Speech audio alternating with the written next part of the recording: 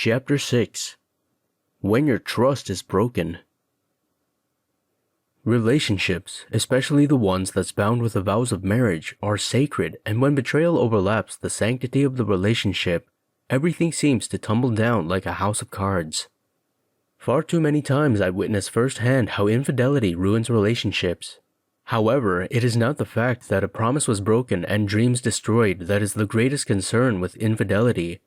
It is the heartache and the deep scars it leaves on those who fall victim to such behavior. What are driving partners into the arms of another? Let's put infidelity under the magnifying glass.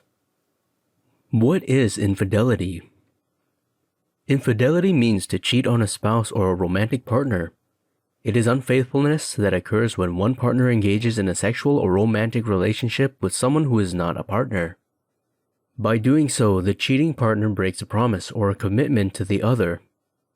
A simple definition, but once you explore infidelity in greater detail, it quickly becomes evident that this is not just a case of black and white.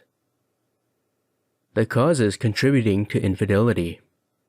Regardless of whether you live your life guided by morals and scruples, most people are aware of the fact that infidelity is wrong on so many levels. This is simply because it is hurtful to the person you've committed yourself to.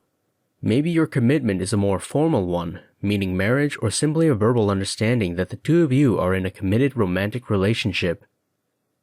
Yet many couples find themselves in situations where a partner has stepped outside of these boundaries. Why does this happen? These are only some of the many reasons people cheat. To express anger. When two people are in a committed relationship, there will surely be moments when they get frustrated and angry with each other. While there are many ways to resolve this concern, many pick the eye for an eye technique to get revenge for the hurt, frustration, or lack of understanding they feel within the relationship. Maybe your partner cheated on you and now you do the same to get back at them. Falling out of love. People fall in love, and it is a wonderful feeling that leaves you with hormones rushing through our veins and feeling as if you're on top of the world. While it is a wonderful feeling, there is a lot of science behind it, explaining that this feeling is only to last a few months at most. If you and your partner haven't been able to create a strong and loving foundation for your relationship by the time it does, it is most likely the case that you will just fall out of love again.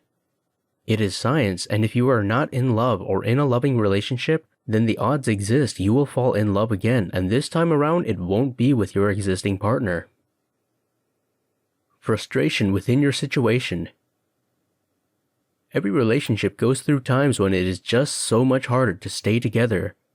There are many things that can cause a relationship to be under strain. If distance develops between you and your partner during these more challenging times, both of you are extremely vulnerable to fall for a coworker who is suddenly extremely friendly, or a friend that is just so understanding. When there is a distance between partners and you don't address this concern, you are placing your relationship in a very weary position. Different ideas regarding commitment. Being in a relationship can mean different things for different people. You might believe that you and your partner are in a loving and committed relationship and that there are certain things that you'll never do. Your partner might have a completely different perspective on the relationship's status. As this is not necessarily a topic that is ever discussed until it is too late, this different perception of what commitment means can lead to infidelity. Needs go neglected. Infidelity is often the reason couples come to see me. Unmet needs often cause this behavior. There is one couple that comes to mind each time I discuss the impact of unmet needs on a relationship. The couple had already been married for over 30 years when the wife cheated on her husband. While she stayed at home and raised their kids, he remained focused on his career as a complete workaholic. Once their children left their home, his life continued as normal, but suddenly she had an emptiness inside of her. She started a relationship with a mutual family friend, not because she didn't love her husband, but simply because he never took the time to ever listen to her needs. When you don't try to meet the needs of your partner, someone else will. Desiring someone else.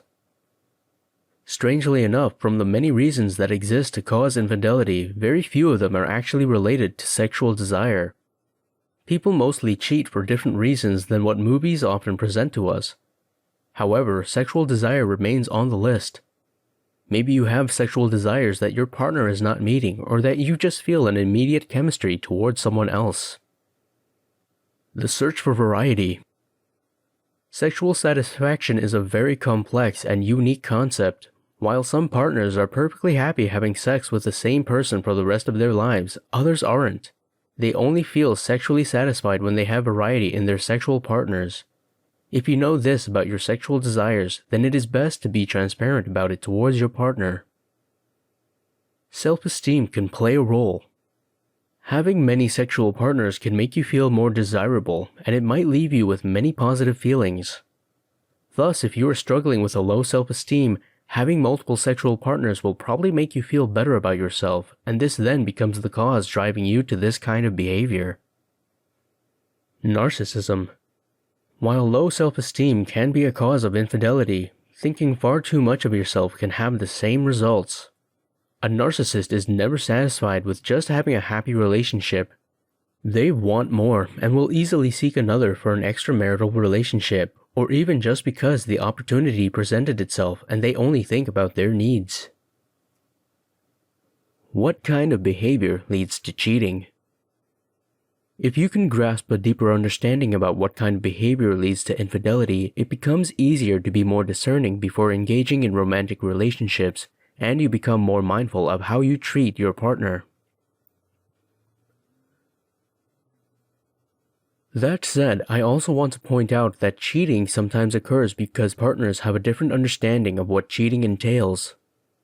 That said, I also want to point out that cheating sometimes occurs because partners have a different understanding of what cheating entails. The lines between innocent flirting and cheating can be rather murky, and it might be that what one partner considers their behavior to be nothing but friendly banter while deeply hurting their partner, convinced that there is romantic interest present. Fantasies.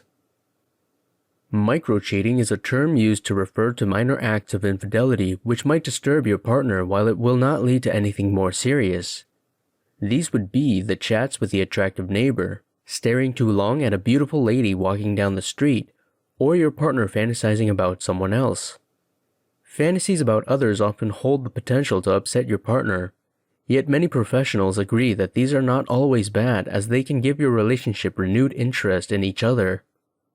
That said, they also agree that fantasizing about your partner contributes even more to your relationship. Pornography. Is watching pornography a form of cheating? Your answer would purely depend on what you consider as cheating. You may feel deeply hurt about your partner's relationship with porn, while some partners would watch porn together. It depends on the boundaries set within your relationship. Technically, watching porn is not really cheating, but it is the kind of behavior that might just indicate that your relationship is in trouble. If you or your partner are watching porn, the best approach would be to be completely transparent about it and to make sure you understand each other's viewpoints on the matter.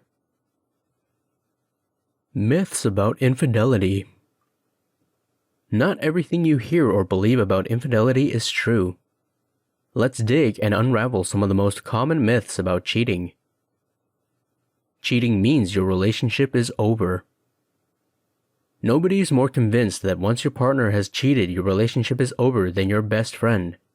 While it might be easy to want to follow the advice of a close friend, someone you rely on, this is not, in reality, the case. As many as 60 to 80% of all relationships where there was infidelity didn't end. Many partners, while being hurt, realize that they still love the other person and want to work on their relationship. Your partner don't love you anymore. The range of reasons people cheat is quite vast, and only one of these reasons is that they don't love their partner anymore. If you are in a situation where you've been hurt by your partner's cheating, it's easy to fall into a pit of despair that just reduces your self-worth. This is not the place where you need to be. It is most likely not the case that your partner's actions result from a lack of love for you. Your partner don't find you attractive anymore. The same rule applies to the myth that cheaters aren't attracted to their partners anymore. I've had couples in therapy where infidelity was due to unfulfilled sexual desires. There was no transparency regarding these desires, and, while still very much attracted to each other, one partner simply didn't feel comfortable expressing certain needs within the relationship. The theory of cheating. At some point in life, most people ponder on the idea of how their lives would have been if they had settled with a different partner. During these moments, it is common to wonder if you would have had a more fulfilling sex life with a different partner, or if someone else would have made you happier. When we look at cheating from a neuroscientific perspective, there are perfectly good explanations for these moments of fantasy. Professionals in this field link these events to the wiring of our prefrontal cortex. This is where you would plan your future, and if your plans include an exciting event like having a hot romance with a stranger, your body releases an increased level of dopamine, making you feel excited and in anticipation. While these moments of fantasy can sometimes be highly erotic, there is no explanation yet for why they take place. Over recent years, there have been several attempts to explain more accurately why people cheat. These explanations can be endless. What is clear, though, is that every person has a unique definition of what they consider intimacy to be. They also have unique ideas when this intimacy is broken by an act that would define as cheating. What we can determine from the many explanations of infidelity is that there is a universal theme present in all intimacy is a great revelator. Let me explain. When two people are in a relationship where intimacy is holding them together, their intimacy has a way of revealing exactly who you are.